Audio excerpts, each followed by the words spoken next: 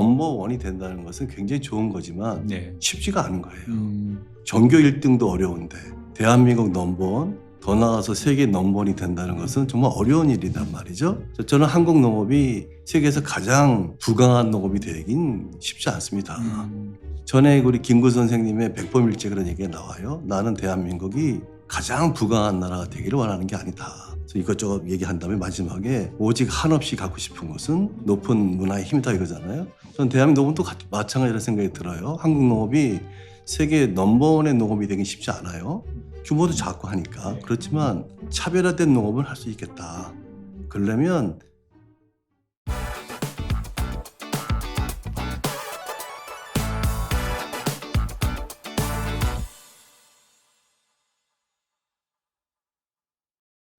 네, 안녕하세요. 농업시기 채널 찢다. 오늘은 전문가분들을 모시고 이야기 나누는 농담 시간입니다. 오늘도 남소장님께서 또 누군가를 섭외를 하셨다라고 해서 제가 여기 나왔는데 오늘은 누구신가요? 제가 일단은 복장이 조금 또 오늘은- 예의가 좀 발라졌지 않습니까? 네. 옛날 직장 상사이시기도 합니다. 아주 어떻게 보면 어려운 분을 또 모셔왔는데 예, 제가 직접 어렵습니다. 정말 예. 어려운 자리고요. 오늘은 옛 직장 상사이시자 네. 저하고는 차이가 너무 나가지고 사실은 회사 다닐 때는 잘 못 봤는데 농업계에서는 뭡니까? 농업혁신 전도사로 불리시는 분이죠. 농업혁신전도사. 그리고 농식본부 차관하셨고요. 예. 전임 청장님을 하셨어요. 농식청 총장. 제가 있을 때도 청장하셨고 삼성영재연구소에 계시다가 관료로서 네. 또 농진청 그다음에 농식본부. 특이한 이력의 소유자이실 것 같은데 네, 오늘 민승규 교수님 모셔서 얘기 나눠보도록 하겠습니다. 안녕하세요 교수님. 네, 안녕하세요. 반갑습니다. 네. 교수님께서는 다양한 이력을 보여주고 계시는데 이런 경우에 보면 제가 꼭 드리는 질문이 하나 있습니다. 본인한테 제일 잘 맞았던 그 순간이 어느 순간이셨나요? 그러니까 저는 호칭이 많아요. 호칭이. 그 민간연구소에 있을 때는 네. 전에는 뭐 박사님, 부사장 때는 부사장님, 그다음에 청와대 있을 때는 비서관님. 뭐 청장, 예. 뭐 차관 여러 예. 호칭이 있는데 네. 제일 농민분들이 제일 많이 불러주시는 게 민 박사라고 많이 부릅니다. 박사. 그게 제일 편하고 제일 편하시고. 저한테는 좋은 호칭인 것 같습니다. 예. 예. 교수님께서는 이력을 잠깐 살펴보니까 이제 도쿄대에서 이제 농업 경제를 예. 공부하셨다라고 그러는데 이 농업 경제 사실은 뭐 요즘에는 더더욱이나 그렇지만 예전에도 이걸 굳이라는 생각이 예. 저도 사실 농대를 나오긴 했습니다만 그렇군요. 예. 그런 생각이 드는데 이걸 전공하게 되신 계기가 혹시 있었을까요? 저는 이상하게 어렸을 때부터 참 특이한데 제 고향은 서울이에요. 서울이세요? 근데 이제 부모님 고향이 이제 경남 진주인데 네네. 그 시골에 자꾸 내려가잖아요. 그때마다 소위 말하는 논두렁길을 걸으면 네. 막연하게 이쪽이 어찌보면 내가 할 일이겠다 하는 생각이 중학교 그때부터 들었던 것 같아요. 예. 그래서 이제 고등학교 때부터 이 농업을 한번 해보고 싶다. 근데 농사는 질 수가 없을 것 같아서 경험이 없으니까 예. 그다음에 할 수 있는 게 뭘까. 음. 그래서 농업 경제학을 택했던 그런 이유가 하나였던 것 같습니다. 예. 교수님 이력을 이렇게 쭉 살펴보시면 하나의 키워드로 이제 정리가 될 것 같은데 네. 농업 혁신이라는 키워드로 한번 이렇게 정리를 해보고 싶은데 이 어떻게 보면은 농업을 이제 고등학교 시절부터 내가 이쪽으로 한번 가봐야겠다라고 네. 생각하셔서 지금까지 이제 삶을 관통하는 게 농업이라는 키워드라고 그러면은 이 어떤 쪽의 농업의 어떤 변화, 주력, 뭐 본인의 제일 핵심 이런 것들 어떤 것이 있을까요? 그러니까 이런 거죠. 사실은 그 농업이 한국 농업이 규모가 크진 않지 않습니까? 네. 소농들이 많고 그러니까 다들 야, 한국 농업은 규모가 작으니까 어려워. 또 고령 농가들이 많으니까 어려워. 그걸 마치 숙명처럼 생각하고 있는 것 같은데 네. 그러면 농업 하지 말아야 되죠. 음. 그렇지만 계속 농업 예산은 늘어나고 네. 농업을 하려고 하지 않습니까? 이때 이제 생각의 변화가 필요한 거죠. 음. 박사님 혹시 고등학교 때 전교 1등 해본 적 있어요? 없습니다. 저는 뭐 반에서 1등 하기도 쉽지 않은 학교를 나와가지고. 그러니까 싫어서 안 한 건 아니잖아요. 그렇죠. 그렇잖아요. 우리가 소위 말하는 넘버원이 된다는 것은 굉장히 좋은 거지만 네. 쉽지가 않은 거예요. 음. 전교 1등도 어려운데 대한민국 넘버원, 더 나아가서 세계 넘버원이 된다는 것은 정말 어려운 일이란 말이죠. 그래서 저는 한국 농업이 세계에서 가장 부강한 농업이 되긴 쉽지 않습니다. 전에 우리 김구 선생님의 백범일제 그런 얘기가 나와요. 나는 대한민국이 가장 부강한 나라가 되기를 원하는 게 아니다. 그래서 이것저것 얘기한 다음에 마지막에 오직 한없이 갖고 싶은 것은 높은 문화의 힘이다 이거잖아요. 전 대한민국 농업도 마찬가지라는 생각이 들어요. 한국 농업이 세계 넘버원의 농업이 되긴 쉽지 않아요. 규모도 작고 하니까. 그렇지만 뭔가 올리완, 차별화된 농업을 할 수 있겠다. 그러려면 혁신을 해야 되겠죠. 혁신. 그런 차원에서 그런 관심을 가졌고요. 지금까지 계속 해고하고 있는 것 같아요. 남수장님께서는 직장 상사로서 모시고 계실 때 혹시 기억 뭐 이런 거 있으신가요? 그때 굉장히 인상 깊었던 게요. 뭐냐 하면은 청장님이 그때 오셔가 만들었던 게 있거든요. 인터러뱅이라는 잡지를 만들었는데 인터러뱅 인터러뱅? 저도 무슨 말인가 아직도 기억나는데 이제 물음표와 느낌표를 상징하는 거라고 이렇게 알고 있는데 네네. 그게 있었고 또 청장님이 트레이드마크 중에 하나로 한다 치면 아마 강소농이라는 키워드를 처음 만드신 분이 아닌가. 강소농. 그게 어떻게 보면 우리나라 농업의 하나의 큰 이정표를 만들었다고 생각하고 있거든요. 그래서 농업이라는 거는 이전까지는 규모화가 이제 유일하게 경쟁력을 가질 수 있는 거라고 생각을 했는데 이제 강소농이라는 개념을 새로 만드셔가지고 작지만은 강한 농업이라는 걸 한번 주창을 하셨던 것 같아요. 그래서 오늘 오시면은 그거에 대해 가지고 한번 집중적으로 물어보고 싶다 이런 생각을 했었습니다. 그래서 그죠. 네네. 사실 강소국이라는 키워드도 한동안은 꽤 유행을 이제 했었고 여러 가지 모델들 특히 뭐 네덜란드 같은 나라들이 대표적으로 꼽히기도 했었는데 이 강소농 이것도 사실 비슷한 맥락에서 언급해볼 수 있을까요? 예를 들면 한국하고 미국하고 네. 이 규모를 경제 규모가 되겠죠. 미국은 우리보다 100배가 더 큽니다. 유럽은 한 30배가 크고요. 이런 차원에서 규모만 보면 도저히 경쟁력이 안 되는 거죠. 네. 근데 세상에 뭐 규모가 작다고 다 죽는 건 아니지 않습니까? 이럴 때 아까도 말씀하셨지만 강소국, 작은 나라가 경쟁력 있는 나라도 꽤 많지 않습니까? 자, 그렇다면 세상의 트렌드를 보니까 새로운 농업혁명이 시작되고 있는 게 조금 어려운 얘기지만 우리가 농업에 근대 농업에 보면 한 2번 정도의 혁명이 있었어요. 하나가 그 1740년대 그때 영국에서 소위 말해 윤작법이 개발됩니다. 네. 돌려짓기죠. 예. 그러니까 과거에는 경제의 3분의 1을 놀릴 수밖에 없었는데 이제는 놀릴 필요가 없으니까 생산성이 비약적으로 증가하지 않습니까? 그게 이제 근대에 들어서 아주 획기적인 농업혁명이라고 하면 두 번째는 이제 질소비료가 개발되면서 미국을 중심으로 한 소위 말하는 다수화 품종이 되겠죠. 우리 잘 알고 있는 녹색혁명이 바로 그런 거 아니겠습니까? 그러니까 한국 같은 게 통일벼가 대표적인 게 되겠죠. 그것도 역시 생산성이 비약적인 증가를 갖고 왔는데 이제 21세기에 들어와서 소위 말하는 디지털 혁명이라고 얘기하죠. 우리는 4차 산업혁명이라고 얘기를 많이 하지만 이런 첨단 IT 기술이 각 산업의 접목이 되는데 농업도 예의는 아니라는 거죠. 충분히 이해는 되는데 한편으로 보면 이게 과연 여러 이제 좋은 이야기들은 그동안 농업에서 다 이야기는 해봤지만 과연 농업에 우리가 뭐 첨단이라든지 이런 것들이 제대로 적용이 돼서 결과를 낸 적이 있었나?라는 생각이 좀 들다 보니까 이런 거죠. 첨단이란 그 소위 말하는 AI로 대표되는 첨단 기술이 농업에 접목된 적은 별로 없고요. 그럼 최근의 일이니까. 아무튼 이런 4차 산업혁명이 시대의 흐름으로 쫙 가고 있고 또 하나 중요한 게 있었습니다. 소득이 3만 불 시대로 들어간단 말이죠. 자, 그러면 소위 말하는 IT 혁명, 디지털 혁명이 시작되고 있고 또 소위 말하는 소득 3만 불 시대에 한국이 들어가고 있고 이런 상태의 흐름을 보면 새로운 농업혁명이 시작되겠구나. 근데 새로운 농업혁명은 과거처럼 생산성이 증대라고 치면 그건 규모가 큰 농가가 당연히 유리하지만 이런 소득 3만 불 시대의 특징이 뭐냐면 우리가 이런 얘기를 합니다. 소득 2만 불 시대는 이 발전 단계라고 그래요. 이때는 규모가 큰 게 훨씬 유리하죠.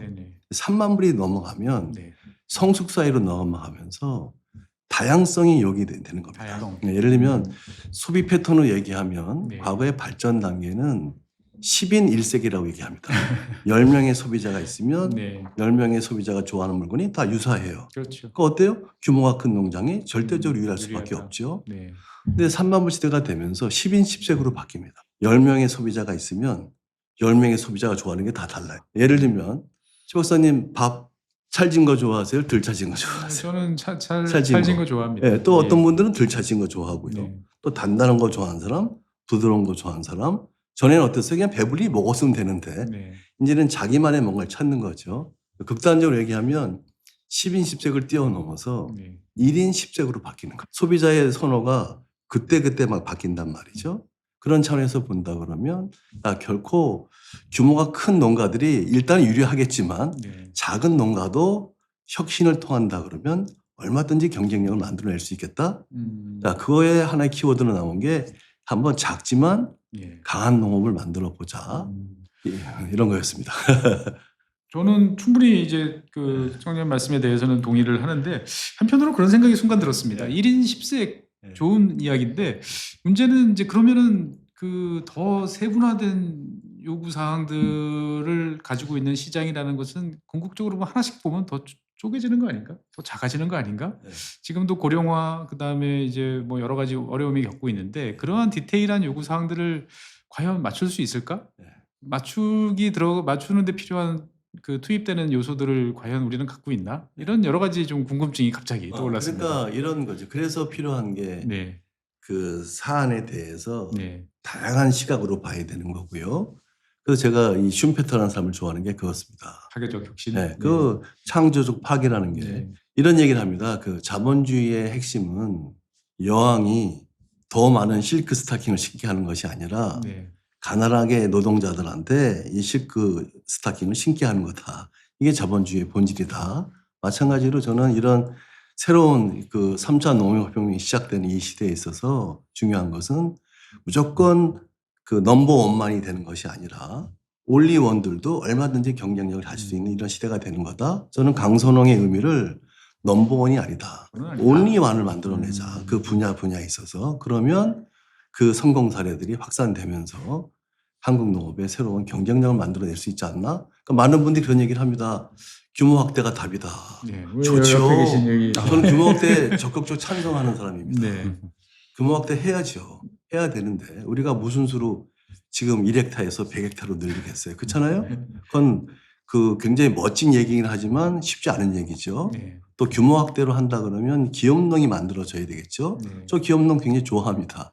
근데 정부 정책이라고 하면 중요한 게 이겁니다. 기업농, 전 기업에 있어 봤잖아요. 기업이 원하는 게 뭔지 아세요? 기업농을 하려고 그러면 네. 참견 안 하면 됩니다. 규제 안 하면 되는 거예요.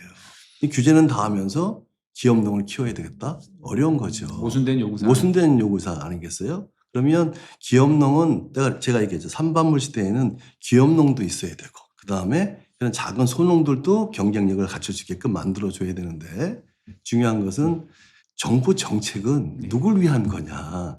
대다수의 농가들은 소농이거든요. 정부의 존재 이유는 그분들 위한 거다. 그분들한테 어떤 정책적 배려는 소농이 돼야 되는 거고요. 기업농은 네. 정책적 배려라기보다는 오히려 참견 안 하면서 규제 완화해주면서 장려하는 거. 이게 한국 농업의 새로운 모습이 되겠죠. 기업농은 기업농대로, 강소농은 강소농대로 이렇게 만들어가는 게 제 생각입니다.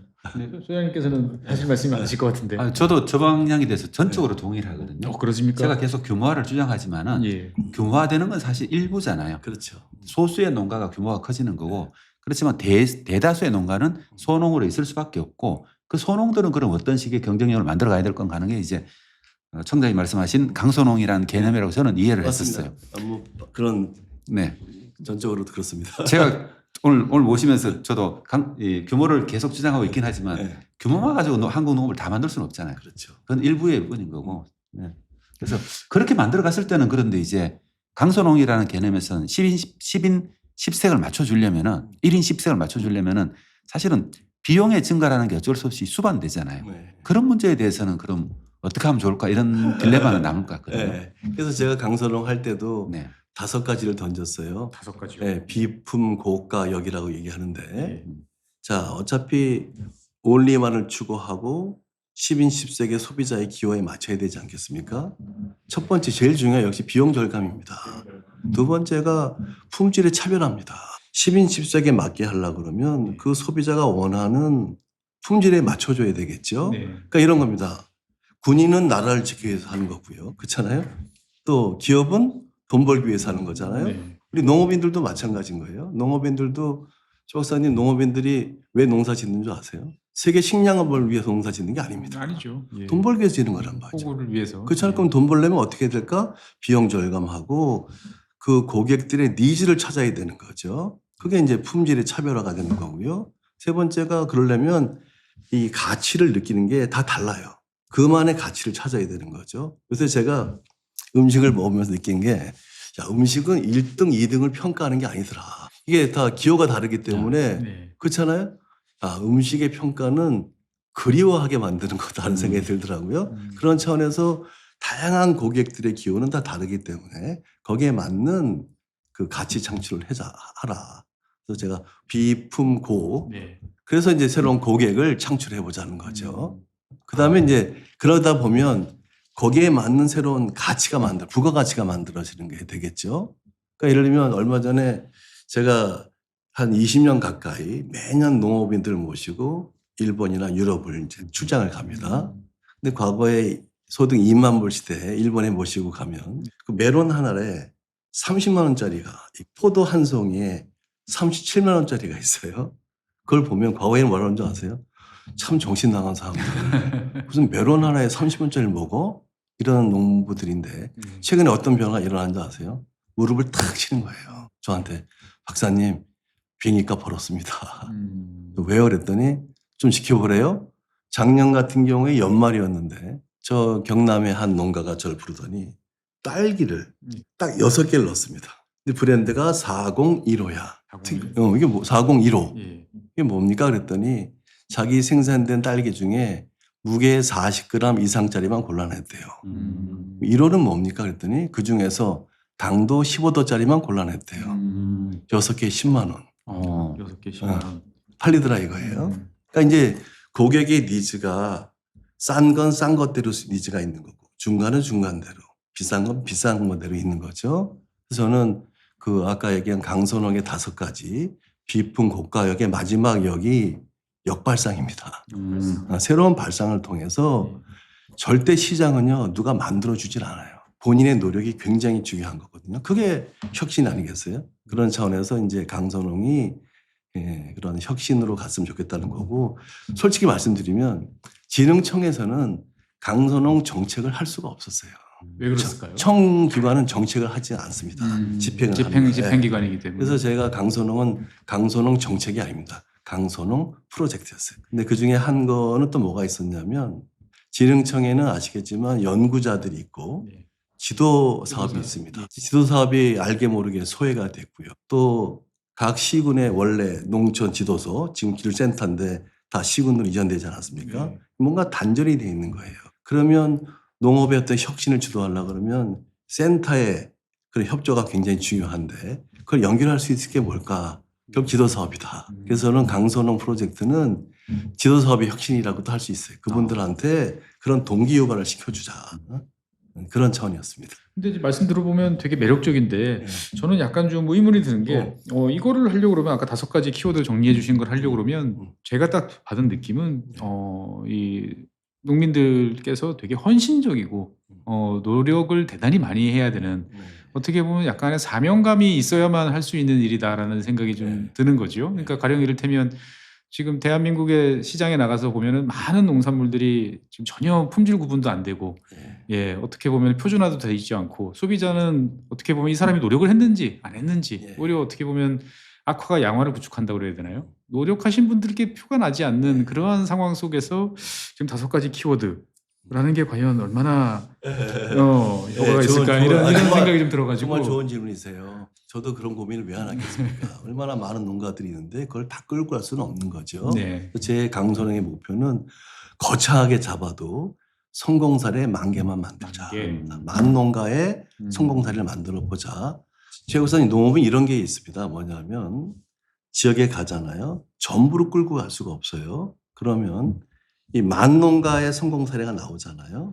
그러면 의외로 제가 볼 때는 10만 농가는 그 사람을 따라가려고 따라가서 합니다. 금방 할 수 있다. 네. 그게 이제 한국 농업의 새로운 변화죠. 네네. 우리가 100만 농가를 한꺼번에 다 변화시키겠다? 그건 아무것도 하지 말자는 얘기거든요. 일종의 각 지역별로 성공 사례 만약에 10,000개가 만들어진다 그러면 그걸 통해서 10만 개는 만들어진다. 그게 이제 한국 농업의 새로운 원동력이 된다. 네. 그런 차원에서 시작을 했던 겁니다. 그렇게 이해해 주시면 될 것 같아요. 어떻게 보면 이제 선도하는 그렇죠. 어떻게 보면 아방가르드 같은 예, 이제 그런 이런 전이대들을 예. 잘 만들어서 단순하게 뭐 영향을 큰 농가에 성공하는 걸 보여주는 음. 게 아니라 저 사람 엊그제까지 나하고 비슷한 수준의 농가였는데 저는 혁신적 발상을 통해서 성공을 하네. 그 지역에 가면 내가 농민들한테 그런 얘기를 합니다. 우리 농민들의 두세 가지 나쁜 점을 얘기해요. 어떤 것이 있을까요? 본인이 최고인 줄 알아요. 아, 내가 주도다. 남한테 배우려는 자세가 없습니다. 예를 들면 같은 오일에도요. 네네. 제가 볼 때는 이쪽 농가가 되게 잘하는 것 같아요. 저쪽 농가에서 물어보면 저기 별거 아니라는 거야. 그러면서 소위 말하는 남한테 배우려는 자세가 없다 보니까 벤치마킹이 안 되는 거예요. 그럼 그것을 어떻게 해야 남한테 배우게 만들까? 그걸 저는 어떻게 좀 현장을 수없이 가보면 느끼는 건데요. 예. 농민들한테 자극을 주고 예. 자극을 받게 하는 거예요. 어떤 식이 가능할까? 자극이라는 게 쉽지 않은 제일 건데. 좋은 게 예. 질투심 유발시키는 거예요. 그게 농민들의 가장 큰 그겁니다. 나랑 같은 수준이었는데 네. 저 사람이 저렇게 혁신을 통해서 돈을 잘 성공을 벌어. 하네? 돈 잘 버네? 음. 그 조금은 거친 표현을 이 질투심을 느끼게 해야 그때부터 배우게 되는 거예요. 저는 역설적으로 이런 얘기를 해요. 흥부와 놀부 얘기를 많이 합니다. 자, 흥부는 착한 사람, 놀부는 나쁜 사람. 고정관념이잖아요. 물론 흥부는 착하고 놀부는 못했어요. 근데 이걸 관점을 달리해 보면요. 흥부는 바보 같은 사람이고요.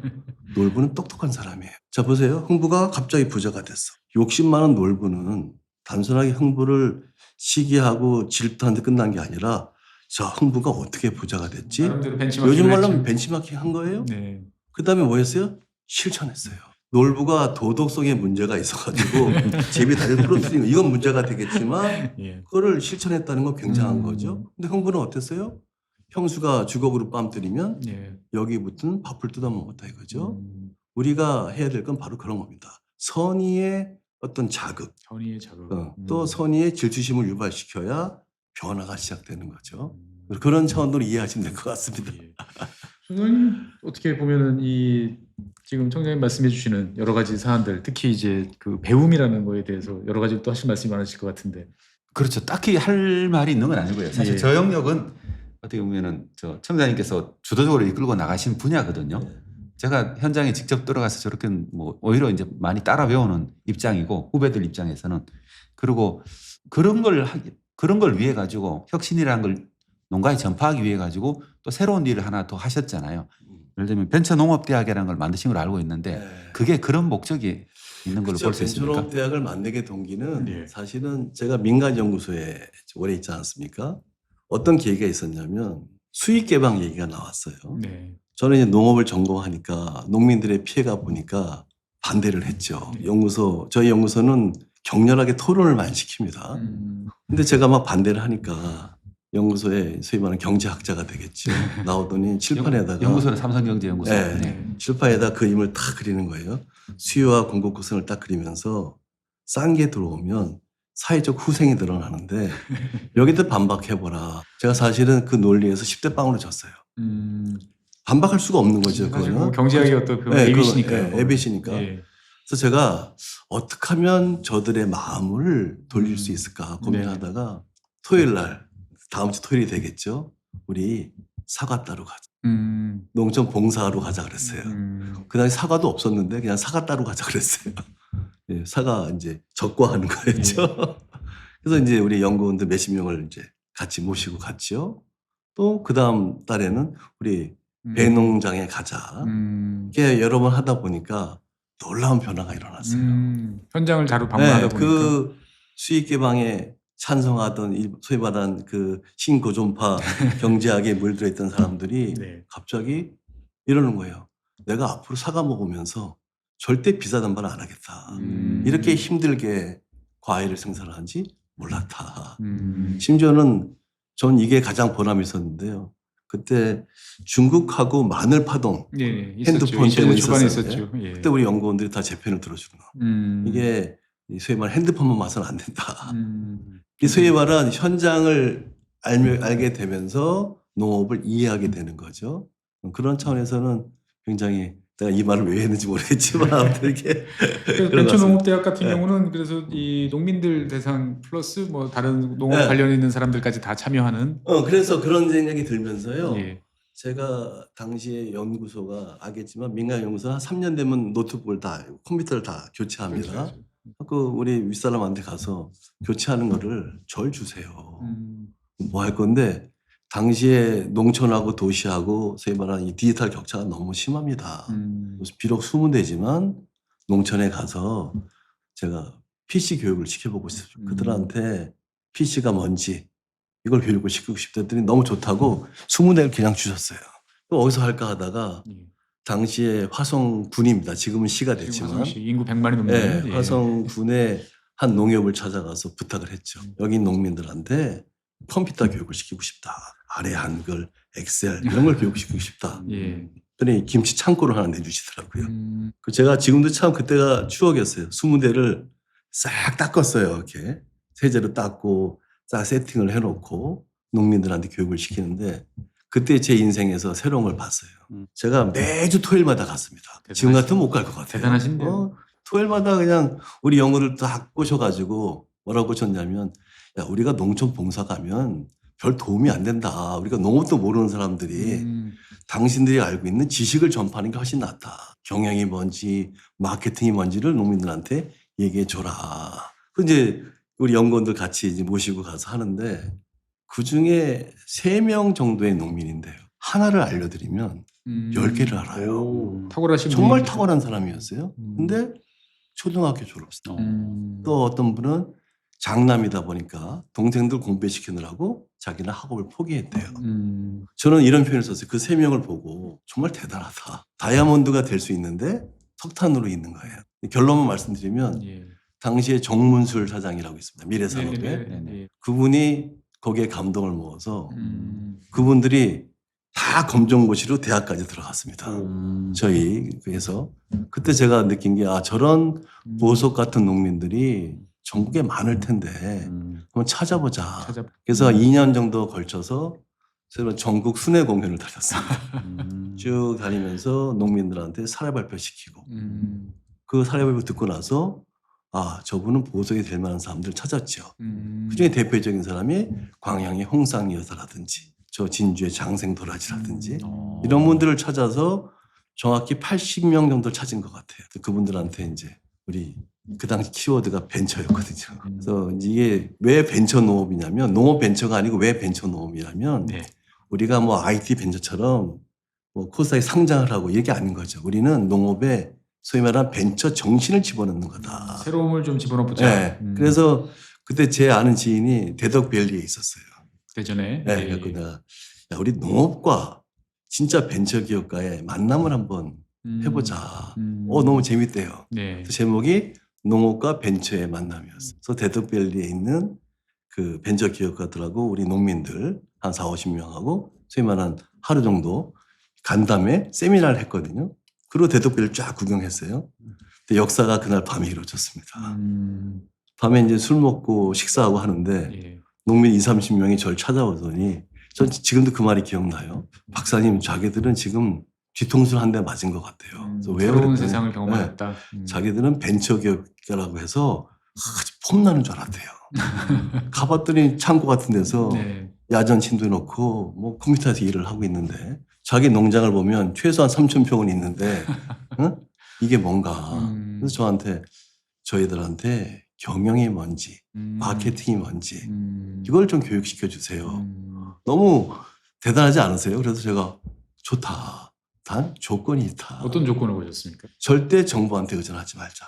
요거의 수업은 네. 당신들이 비용을 내면 내가 한다. 그렇지만 뭐 농협의 지원을 받거나 정부의 지원을 받고자 한다 그러면 혁신은 이루어지지 않는다. 그래서 왜 그러는 거예요? 이게 누가 누구한테 의존하기 시작하면 네. 유지는 될 수 있지만 그 발전은 어렵다. 우리가 이제 뭐 인터넷에서 잘 쓰는 걸로 이제 호의가 잘 계속되면 권리인 줄 안다. 그렇죠. 뭐 이렇게 되는 그래서 상황을 우려하신 거죠. 보면. 그 네. 80명이 그러면 좋습니다. 그래서 비용은 다 우리가 내겠다. 벤처농업대학이 지금 25년 됐거든요. 정부로부터 어디로부터 단 1원도 받은 적이 없습니다. 다 농민들이 자발적으로 하는 겁니다. 현재까지도 계속 유지되고 있고. 그럼요. 그럼 저는 그게 항상 궁금했거든요. 그게 어떻게 유지될까? 누가 비용을 내고 유지될까? 항상 그래서 궁금했는데. 우리는 어디 단체 회식을 80명이 가잖아요. 네. 무조건 n분의 1입니다. n분의 1. 누가 내는 사람도 없어요. 딱 n분의 1. 그게 하나의 문화가 된 거죠. 그러면 여러 교수님들이나 강사들이 계속 와야 될 거잖아요. 네. 그런 분들은 발론티어로 하시는가요? 아니면은 벌런티어가 한 3분의 2 정도 있고요. 네. 3분의 1 정도는 또 강사를 원하는 분들한테 또 강사를 드리는데 그 역시 다 농민들이 다 내는 겁니다. 물론 이제 그때 뭐가 있었냐면 제가 이제 민간 연구소에 있다 보니까 원고라든지 강의료가 있어요. 근데 그게 짭짤해요. 근데 제가 그때 결심한 거는 민간 연구소니까 월급도 많이 주거든요. 이건 내가 쓰는 거지만 농업을 위해서 번 돈은 다 벤처노트에 집어넣는 거죠. 그러니까 그거 같이 하다 보니까 잘 운영이 되고 있습니다. 네. 어떻게 보면 정말 쉽지 않은 네. 예, 선택을 하셨는데 그걸 또 이렇게까지 이어오셨다는 것 자체가 약간 비현실적이고 좀 느끼기 25년 동안 이어왔다는 것 자체만으로도 네. 한 역사의 한 획을 그은 것 같아요. 그렇죠. 이제 보람이 있는 거는 졸업생이 한 3,500명 정도 되거든요. 네. 보면 소위 말하는 성공한 농민들, 제가 아까 강선홍 만 농가가 목표라고 했는데 네.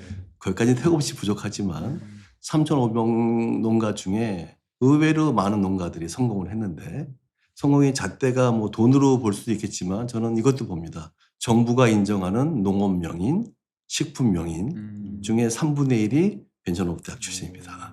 한우 명인 거의 반 이상이 벤처노업대학 출신이고요. 양돈 마이스터 12명 중에 8명이 벤처노업대학 출신이고요. 이런 차원에서 보면 아, 보람이 있구나. 어떻게 보면 그 모임 속에서 이제 지식의 공유라든지 경험의 어떤 서로 나눔 이런 것들이 이루어지는 거군요. 제가 아까 이런 자극이라고 얘기했잖아요.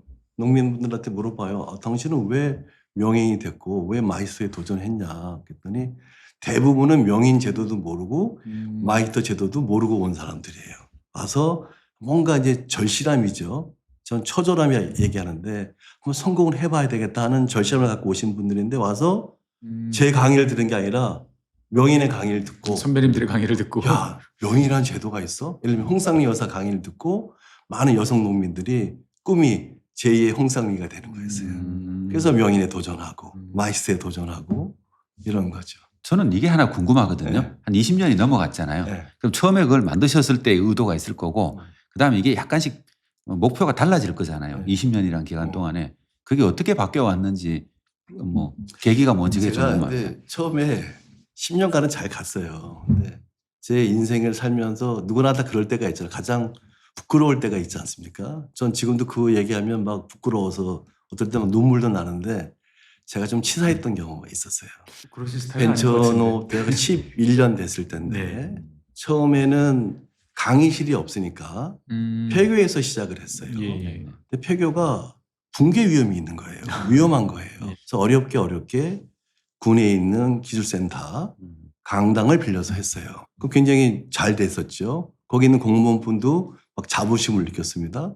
근데 그게 문제가 됐던 거예요. 왜 무상으로 무상으로 빌려주느냐. 아, 특정 그게 금산 군 농민들 같으면 상관이 없는데 네네. 왜 타 지역 농민들까지도 무상으로 빌려주느냐. 지적상 아닌 지적상이 돼버린 거예요. 관료사회의 어떤 네, 그거를 막 자랑한 공무원은 살짝 멘붕에 빠진 거죠. 자랑을 했는데. 근데 거기서 제가 지금 생각해도 참 부끄러운 짓을 한 거예요. 뭐 했냐면 그게 딱 나오니까 속으로 잘 됐다. 이번 기회에 접어야 되겠다.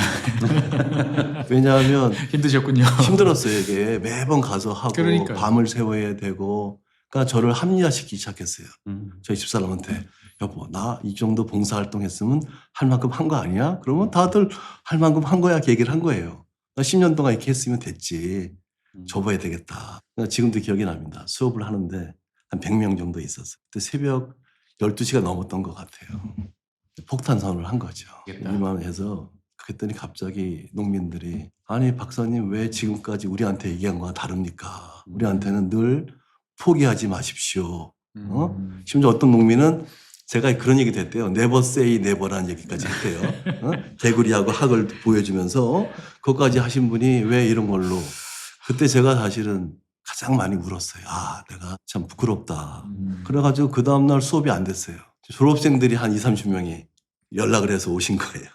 오더니 왜 이렇게 강당이 있어야 되냐. 바람만 막으면 됩니다. 학교 우리가 집시다. 그래가지고 그 농민분들이 십시일반 10만 원 낸 사람, 100만 원 낸 사람, 어떤 분은요 이 도배를 해야 되지 않겠습니까? 뭐라고 하는지 아세요? 자기가 전직 도배쟁이였대요. 몸으로 때우시겠다. 그래서 그 도배 용지를 갖고 와서 예. 도배는 다 자기가 하겠습니다. 해가지고 농민분들이 십시일반으로 진 게 지금 벤처농업대학입니다. 우여곡절이 참 네. 어떻게 보면 가장 결정적인 네. 순간. 근데 아무튼 그때 제 인생에 굉장히 부끄럽고 지금 생각해도 그런 시기였어요. 듣고 보면 가장 감동적인 순간을 돌려서 말씀하시는 것 져서 새로 시작해서 감동적이었는데 그 네. 당시 제가 네.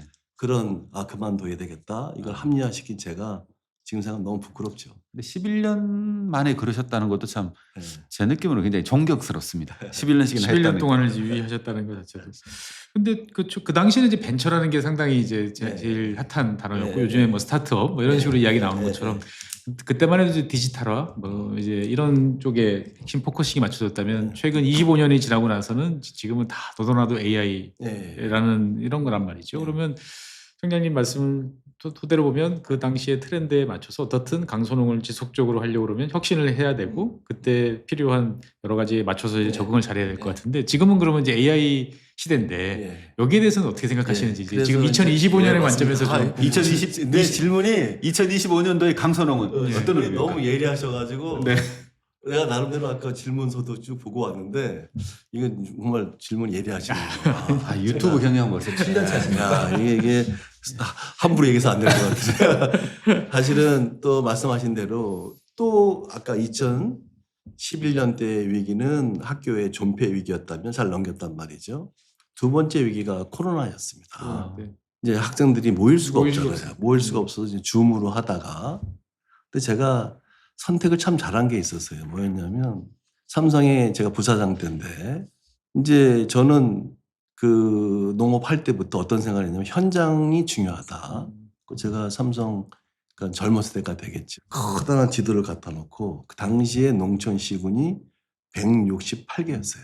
여기 다 갔다 와야 되겠다. 근데 1박 2일로. 왜냐하면 밤에 같이 잠을 자고 식사를 하고 맥주 한 잔을 해야 그 밑바닥에 있는 애환이라고 그럴까요? 그걸 알 수가 있을 것 같아서 다 도는데 딱 10년 걸리더라고요. 두 번째는 제가 공직이 있을 때예요. 그럼 직업이 이제 그거니까 그 5년 동안 돌 수가 있었죠. 다시 삼성에 복귀를 해서 그 당시는 이제 나이도 있고 소위 짬밥도 있으니까 뭐 차도 있고 해서 세 번째 한번 다시 돌아보죠. 세 번을 네, 세 번을 돈 거예요.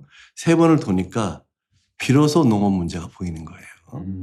근데 그때 보이긴 하는데 제가 부족한 거예요. 가면 젊은 농부라든지 이런 분들이 갑자기 디지털 농업을 물어보고 스마트 농업을 물어보는데 제 박사님 그런 경우 없으세요? 누가 어려운 질문을 했는데 잘은 모르겠어. 네.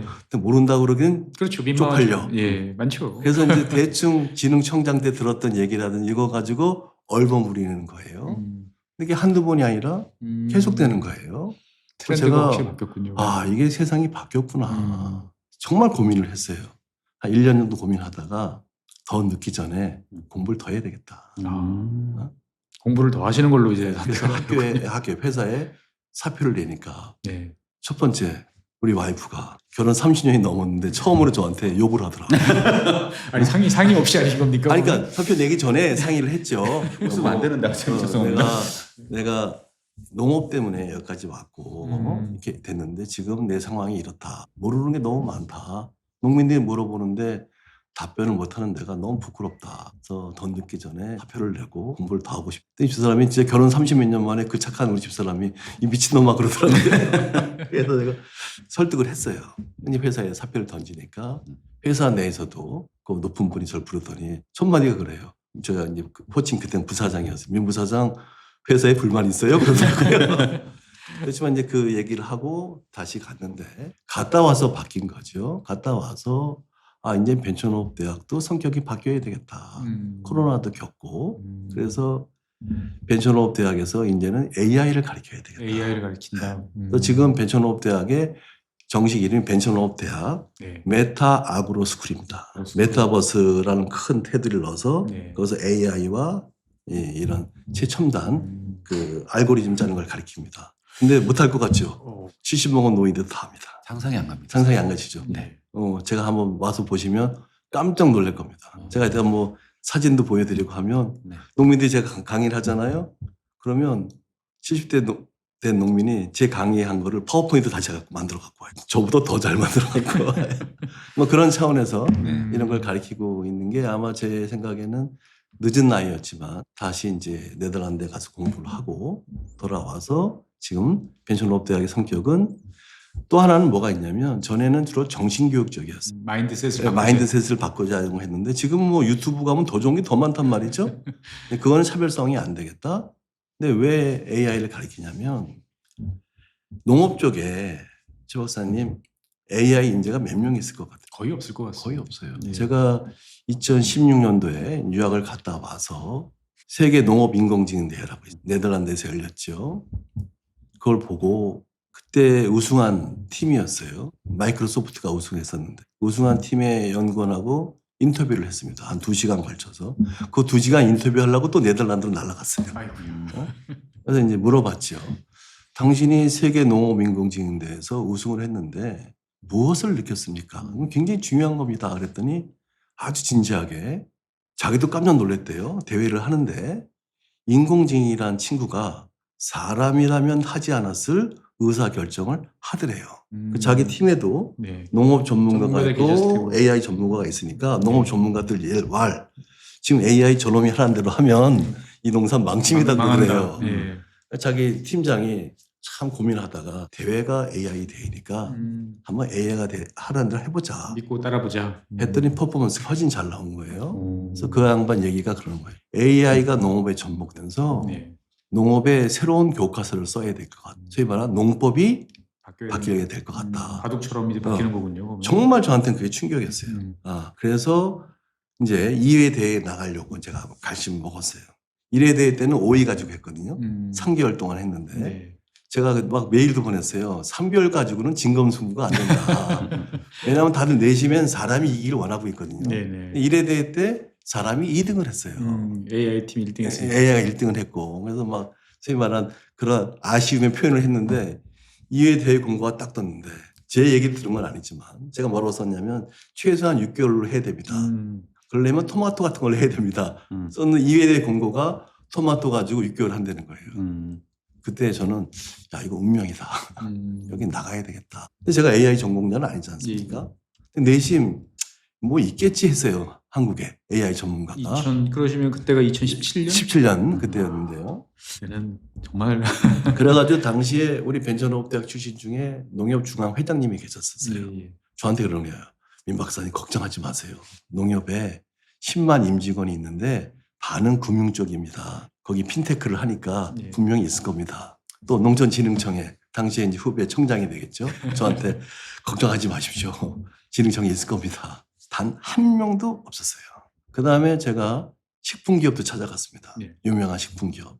단 한 명도 없었습니다. 당시에 농업계, 식품계 뭐 제가 더 찾아보면 있을지 모르겠지만 제가 찾아본 거에 의하면 단 한 명도 없었어요. 17년. 네, 그래갖고 제가 어떻게 했냐면 대회 나가려면 AI 전문가가 있어야 있어야지. 되니까 할 수 없이 벤처기업을 찾아갔습니다. 음. AI 전공. 이미 그 사람들은 전문가다 보니까 네덜란드에 그 대회를 알고 있더라고요. 근데 직원을 안 주는 거예요. 당연하죠. 그들 돈 벌어야 되니까. 그렇죠. 일해야 되는데. 제가 3고초려 4고초를 했어요. 그분들을 모셔서 하고 나서 제가 느낀 게 많은 사람들이 이제 농업에 있어서 4차 산업혁명 얘기를 하고 뭐 이런 얘기를 막 거창하게 합니다. 근데 그걸 끌고 갈 사람들은 AI 인재가 있어야 되는데 없는 거예요. 그 처음에는 제가 삼성 출신이다 보니까 삼성한테 부탁을 해서 한번 키워봤어요. 근데 당시에는 코딩을 해야 되니까 너무 어려운 어렵죠. 거예요. 그리고 이런 통계학적 지식이 없으면 어려운 거예요. 그래서 40명을 이렇게 교육을 시키면 따라가는 사람 10명도 안 되는 거예요. 뭐 고민하다가 이 코딩이 없이 이 알고리즘을 짤 방법이 없을까? 그런데 마침 누가 그러더라고요. 인텔에서 코딩 없이 하는 노 코딩 알고리즘 게 나왔다는 거예요. 이걸 할 수 있는 사람이 누굴까? 한국에 있더라고요. 오, 또 그분은 또 계셨네요. 그분을 모셔왔죠. 모셔와서 농업의 상황을 설명하고 교수님께서 농민들한테 주십시오. 근데 이제 다행히 챗GPT가 들어오니까 더 이게 쉽게 되는 거예요. 그래서 지금 벤처농업대학에서는 일반 마케팅 물론 가르치고 있지만 핵심은 인공지능 알고리즘 가르치고. 그러면 결국 AI를 통한 한국 농업의 어떤 변신 이것도 이제 방향성이 있어야 될 것 같은데 어떤 쪽에 초점을 맞추시고 그 다음에 이제 어떤 모습을 그리고 계신지가 좀 궁금한데요. 이게요 사실은 거창한 건 없고요. 뭐 하다 보면 이렇게 막 바뀌고 하고 의미를 만들긴 하는데요. 예. 저는 이런 생각을 해봤어요. 소농과 고령 농가들이 많지 않습니까? 근데 제가 생각한 게 뭐냐면 농업은 쭉 해보니까 조금 짬밥이 있어야 됩니다.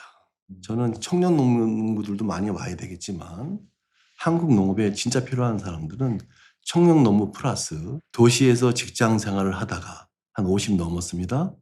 어느 정도 여유도 있어요. 이런 분들이 농촌에 들어오는 게 훨씬 좋습니다. 왜냐하면 마케팅도 알고 또 돈도 있어요. 그러니까 농촌에 투자도 일부 할 수가 있는 거죠.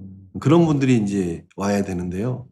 이런 겁니다. 농업에 AI가 접목되면 첫 번째가 노동력의 절감이죠. 이거는 뭐 절대적인 거죠. 지금 농촌에 가보십시오. 이런 축산 같은 경우에는 대부분이 다 외국인 근로자들이 하고 있지 않습니까? 사람이 없으니까 그런 거겠죠. 원예 쪽도 마찬가지고요. 이런 그 노동력이 절대적으로 부족한 이런 상황에서는 이제 고용 창출이 이제 이런 인공지능이나 로봇이 대신할 수 있는 거죠. 특히 요즘에 AI의 흐름을 보면 이 피지컬 AI라고 그러죠. 네. 그게 이제 막 활성화가 되고 있죠. 이런 피지컬 AI가 농업에 들어오면 노동력 문제가 되고요. 두 번째 중요한 것은 AI가 들어오면서 정교해지지 않습니까? 생산성이 향상이 되겠죠. 더 중요한 거 있습니다. 저는 이게 제일 중요하다고 보는데. 우리 최 박사님은 어저께 점심 뭐 드셨는지 생각나세요? 라면을 끓여 먹었거든요. 어떨 때는 이제 저 지금 60 중반이 넘어가니까 점심 먹은 게 생각이 안 나요. 공영자들 더 하시겠죠. 결국 AI가 이런 고령 농가들의 의사결정을 대신해 주는 이건 굉장히 중요한 겁니다. 합리적 판단을 할 수 네, 있도록. 합리적 판단을 해주는 거죠. 이런 면에서 한국 농업이 왜 AI 필요해? 이제 저는 농업의 경쟁력이요. 과거에는 그랬습니다. 우리 농장에 어떤 장비가 있지? 야, 내가 어떤 기술을 갖고 있지? 어떤 시설이 있지? 이게 이제 농업 경쟁력이 잣대였다 치면 이제는 야, 우리 지역에서는 우리 농장에서는 어떤 데이터를 갖고 있지? 어떤 알고리즘을 만들어내고 있지? 그런 차원에서 요즘에 제가 주목하고 보는 게 하나의 사례를 보여줘야 될 것 같아요. 한국에서도 이런 AI 농업 얘기가 많이 나오는데 정말 멋진 사례를 한번 보여줘 봐야 되겠다. 그래야 변화가 시작되니까 네. 아마 내년도가 될 것 같은데요. 준비를 하고 계십니까? 네, 그 데이터가 양질의 데이터가 있어야 돼요. 우리 남 박사님도 몇 번 같이 저희랑 팀원으로 하고 있는데 이 낙농 쪽의 데이터가 좋은 게 많아요. 오래전부터 데이터가 축적이 그렇죠. 되고요. 또 하나는 요즘에 그 젖소 같은 경우에는 배에다가 네. 그만 칩을 집어넣어서 네. 센서를 집어넣어서 뭐 pH, 음수 이런 게 다 측정이 되지 않습니까? 심지어는 뭐 우리가 사람도 몸이 아프면 열이 나듯이요. 동물도 마찬가지가 그렇죠. 되겠죠. 질병까지도 볼 수가 있는데 그건 좀 리스크가 커서 젖소의 임신을 알려주는 거예요. 그런 걸 우리 AI 통해서 알려준다 그러면 젖소가 그 출산을 하고 다시 출산하기까지 텀을 줄일 수 있으니까. 그걸 줄일 수가 있는 거예요. 소위 말 공태율을 줄 수 있다는 얘기거든요. 그러면 사료값 절감, 탄소 배출 절감 모든 면에서 혁신이 일어나는 건데 그 대회를 좀 준비하고 있습니다. 그래서 내년쯤 개혁하고 계신가요? AI를 사용해서 이렇게 결과가 난다. AI는요 결국 이겁니다. 사람이 하기 힘든 거, 할 수 없는 거. 예. 지금까지는 만약에 젖소의 임신을 알려면 수의사들이 가서 직접 소를 대서 알아야 되는데 수의사가 없습니다 많이. 그렇죠. 이제는 그렇잖아? 부족한 상태고. 부족한 상태고 비용이 많이 들잖아요. 이것을 AI가 기술로서 대체한다. 이런 거죠 사실은. 총장님의 저런 여러 가지 말씀에 대해서 우리 소장님께서는 어떻게 보십니까? 너무 사실- 이상적이다. 아니 사실 이제 부분적으로 이제 같이 하는 것도 있고 네. 해가지고 저는 적극적으로 동의하죠. 동의하고 문제는 이제 하나 걱정되는 거는 청장님 굉장히 어떻게 보면 농업 분야에서 앞서가시는 분이잖아요. 네. 앞서가시고 있는데 한국 농업이 사실은 청장님의 기대만큼 이렇게 따라가고 있지는 못하다는 생각은 들거든요. 네. 이런 갭들에 대해서 어떻게 생각하시는지 좀 궁금합니다. 그렇죠. 뭐 이게 저는 이런 거예요. 제가 이제 좀 너무 앞서가는 얘기를 하면 할 수 있겠어 했는데 결과를 돌이켜 보면 다 글로 가고 있단 말이죠. 네. 그래서 저는 이런 얘기를 합니다. 많은 사람들이 현재의 불편함이에요. 이거 하려고 하니까 귀찮고 불편하잖아요. 이 현재의 불편함 때문에 많은 사람들이 미래의 꿈을 포기하는 경우가 많아요. 그래서 그런 차원에서 저는 말이 아니라 하나의 사례들이 자꾸 보여주는 수밖에 없는 거죠. 네. 그래야 이제 따라올 수 수. 보여주시겠다. 네. 안 그러면 그냥 말뿐인 게 돼버리니까. 네. 또 하나 말씀드릴까요? 인공지능의 IQ가요. 2024년 작년 얼마인 줄 아세요? 96이었어요. 점점 똑똑해지고 있습니다. 올해 얼마인 줄 아세요? 136입니다. 저보다 똑똑해졌는데요. 그렇죠. 네. 아니, 두 분 다 130 안 되시나요? 연초만 해도 분명히 학부생이었는데 요즘 네. 대학원생, 146이 대학원생 수준으로 된 것 내년 같아요. 되면 얼마나 더 되겠어요? 이런 차원에서 네. 그런 흐름에 대해서 우리가 따라가지 않으면 안 된다. 또 하나는 이런 3차 농업혁명이라고 제가 얘기를 하는데 이런 IT 기술이 접목되면서 새로운 혁명이 일어나는데요. 저는 전 세계를 다 가보거든요. 막 불안합니다. 제가 느낀 게 뭔지 아세요? 어떤 불안감이실까요? 제가 농업 쪽을 보니까 정말 다양한 형태의 농업 비즈니스가 만들어져요. 제가 이런 표현을 씁니다. 지금까지 경험하지 못한 스피드로, 지금까지 경험하지 못한 규모로 농업 쪽에 엄청난 비즈니스들이 만들어지세요. 네, 네. 또 세계 농업은 지금까지는 미국이 농업 경쟁력의 중심이잖아요. 네. 녹색혁명 이후에. 근데 지금 왜 3차 새로운 혁명이 시작되고 있는데 각국이 이렇게 열심히 뛸까? 3차 농업혁명의 주인공 누가 될지 아직 모르는 거예요. 모른다. 네덜란드가 될지 한국이 될지 모르는 거죠. 그럼 적어도 한국이 그런 흐름 속에서 어깨는 나란히 해야 되겠다는 거죠. 어떻게 보면 약간의 사명감도 있으시군요. 보면. 청장님께서는 그럼 한국 농업의 미래에 대해서 밝게 보고 계십니까? 이게 저는 이렇게 생각을 해요. 많은 분들이 농업에 어렵다, 힘들다, 위기다 얘기를 하거든요. 근데 어느 순간에 진짜 위기는 네. 농업을 위기로 보는, 어려움으로 보는 우리의 생각과 의식이 더 위기라는 생각이 드는 거예요. 또 제가 요즘에 주목하는 것은 이제 혁신을 뛰어넘어서 하나의 사례라고 그랬잖아요.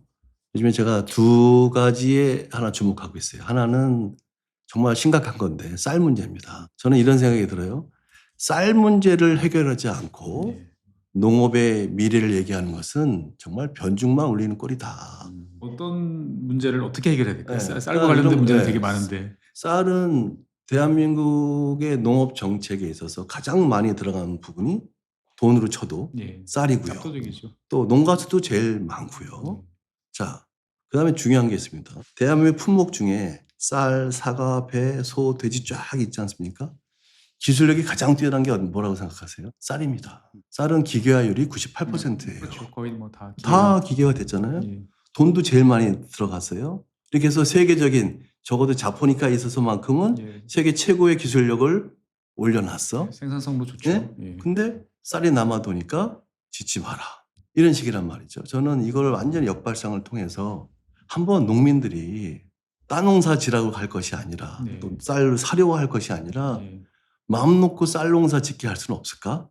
더 많이 생산해서. 그러니까 실컷 마음 놓고 짓게 하는 거죠. 네. 대신에 그 새로운 시장을 만들 수는 없을까? 이런 거예요. 음. 그거는 뭐냐면 이렇게 기술 수준이 높게 올려놨는데 세계 최고의 수준 올려놨는데 이유는 딱 하나 남아도니까 하지 마라. 그러니까 저는 이런 표현을 써요. 세상에는 정답이 있고 해답이라는 게 있습니다. 저도 공직생활 할 때는 정답을 얘기해요. 남아도니까 정부가 지원해 줘야지. 그러니까 정답이라고 하면 사전적 의미로 지식이잖아요. 네. 1 더하기 1은 2. 이건 정답이고. 이건 지식에서 나오는 거잖아요. 아까 뭐 AI 얘기하면 알파고하고 이세돌이 바둑을 했는데 이세돌이 한번 이기지 않았습니까? 그 든 수, 예. 그게 정석일까요? 그건 아니죠. 아니었잖아요. 다른 수였잖아요. 지금 우리가 쌀 문제 해결할 때도 저는 정답을 추구하면 정부 정책이 틀린 건 아닙니다. 그렇죠? 남아도니까 사료로 전환시켜야 되고 타작목으로 전환해야 되는 건 맞는 건데 해답이라고 하면 없을까? 해답은 미래에서 오는 거고 지혜란 말이죠.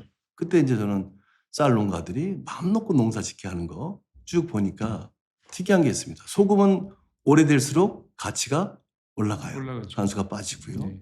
또 미국의 버번 위스키를 보니까 우리하고 비슷하더라고요. 그 옥수수가 남아도 과잉돼 가지고 철이 곤란했을 때 만든 게 버번 위스키 아니겠어요? 뭐 바이오 에탄올도 만들고 네, 여러 가지. 그렇죠. 많이 만들지 않습니까? 남아도니까 이제 하는 거죠. 네, 남아도니까 하는 거잖아요. 그럼 우리 쌀을 제가 이런 얘기를 합니다. 2005년도가 굉장히 쌀에서 중요한 해입니다.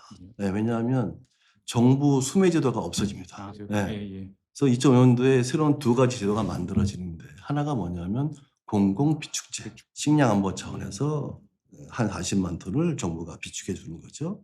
또 하나가 그레이드 과잉이 되면 가격이 떨어지니까 시장으로부터 격리할 수 있는 시장 격리제도를 만듭니다. 지금까지 한 13번 정도의 시장 격리제도가 있어요. 333만 톤을 시장 격리했습니다. 공공비축제랑 같이 이렇게 해보면 연간 한 70만 톤 정도를 우리가 이제 따로 떼어놓은 거죠.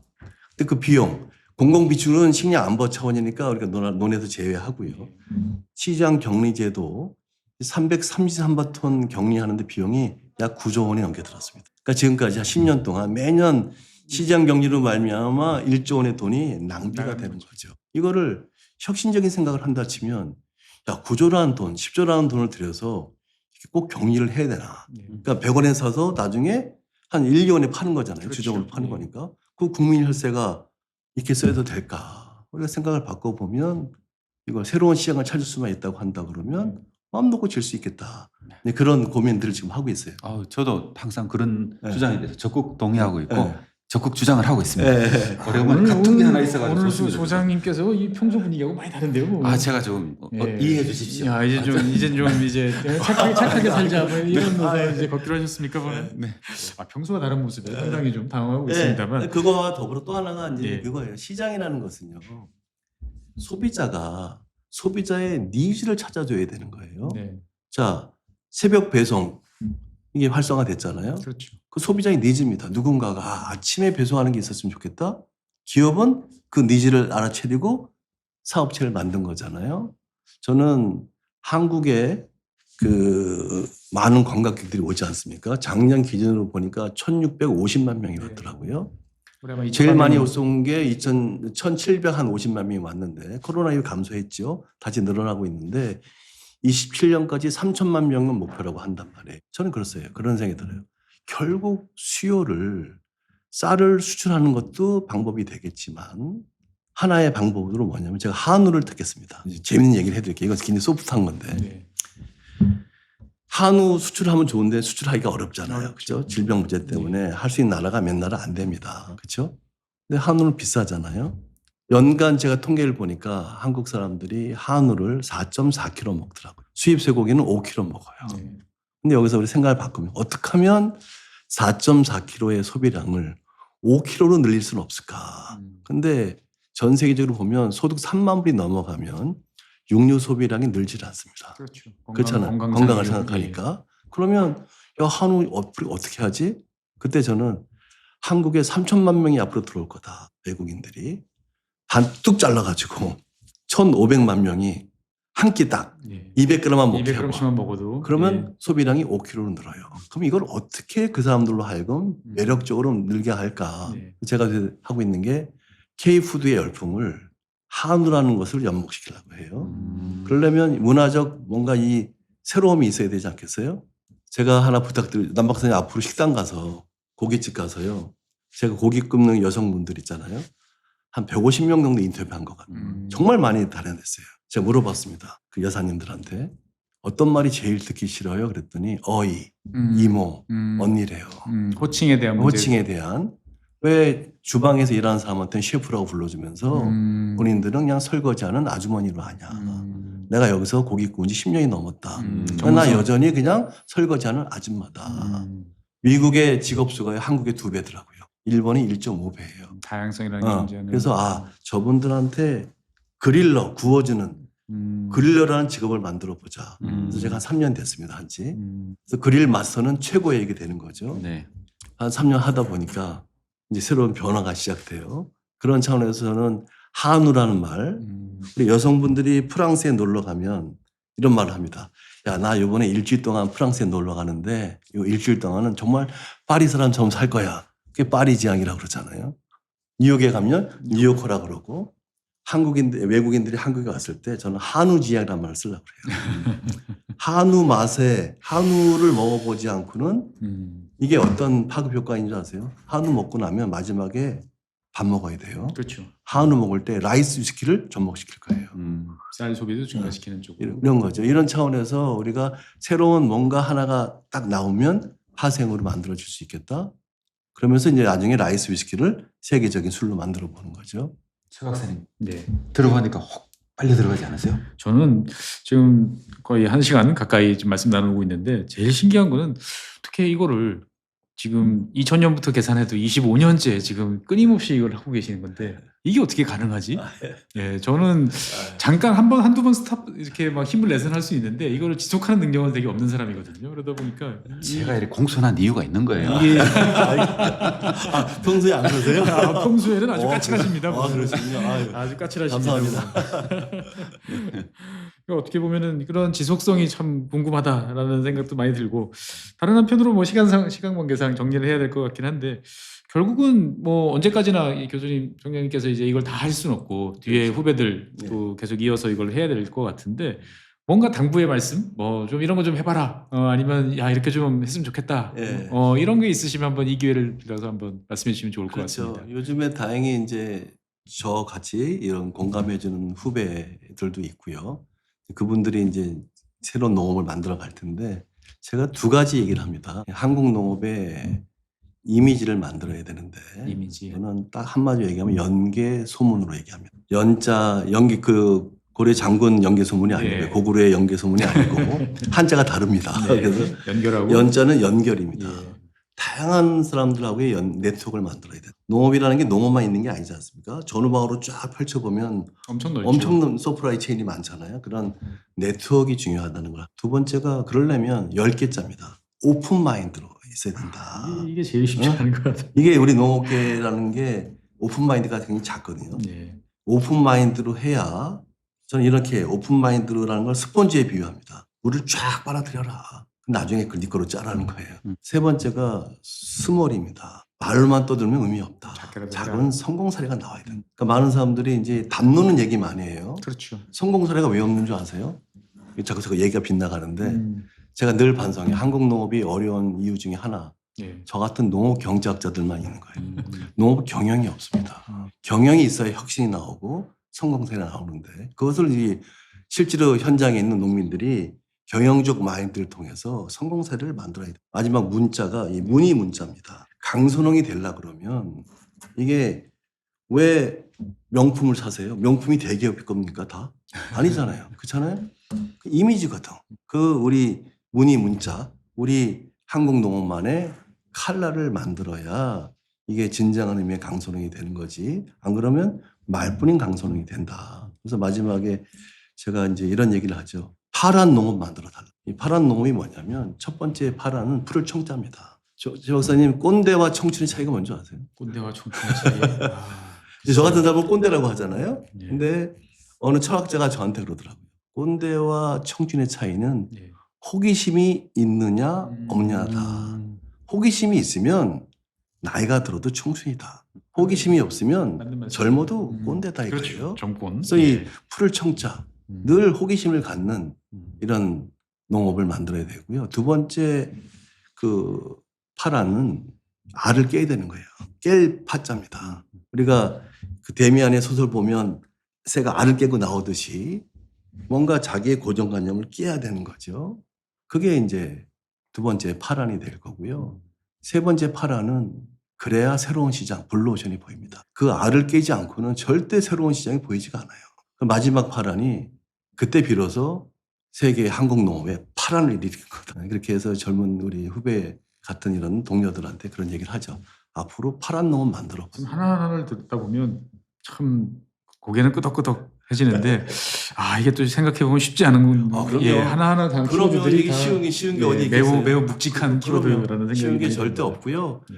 이게 하나하나 성공시키기도 쉽지 않은데 그러니까요. 이런 얘기를 합니다. 저는 이게 쉽진 않지만 누군가는 해야 된다. 누군가는 해야 되지 않겠어요? 그래서 제가 이런 얘기를 해요. 제가 고전을 되게 좋아합니다. 손정희 씨, 이거 고전은 아니지만 손정희 씨가 쓴 책 중에 300년의 야망이라는 책이 있어요. 이렇게 두껍습니다. 야, 그걸 보면 막 거의 이게 자서전이지만 거의 무협지 같아요. 어? 또 하나 좋아하는 게 돈키호테입니다. 돈키호테. 그러니까 지금 한국 농업 이게 지금 최 박사님 말씀대로 하나하나가 쉬운 건 아니지만 네. 해야 되는 거거든요. 제가 돈키호테 그 말 중에 다는 못 외우지만 좋아하는 말이 하나 있어요. 그게 뭐냐면 이룰 수 없는 꿈을 꾸고 이룰 수 없는 꿈을 꾸고 이루어질 수 없는 사랑을 하고 이길 수 없는 적과 싸움을 하고 음. 견딜 수 없는 고통을 견디면서 잡을 수 없는 저 하늘의 별을 잡자. 이런 게 없으면 할 수가 없는 거예요.